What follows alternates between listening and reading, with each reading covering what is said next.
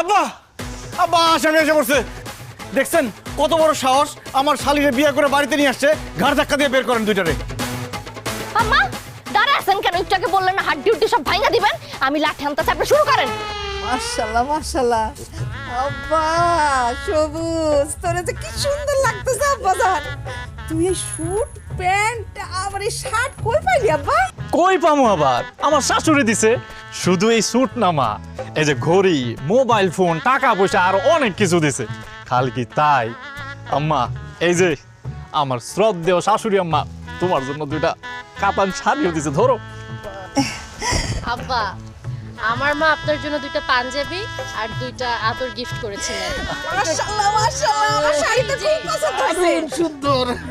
আম্মা আব্বা এখনো শেষ হয় নাই, এই যে ভ্যান ভর্তি যত কিছু আছে সব কিছুই আপনাদের লেগে। এইসব শুকনা কথায় চিরা ভিজবো না আব্বা।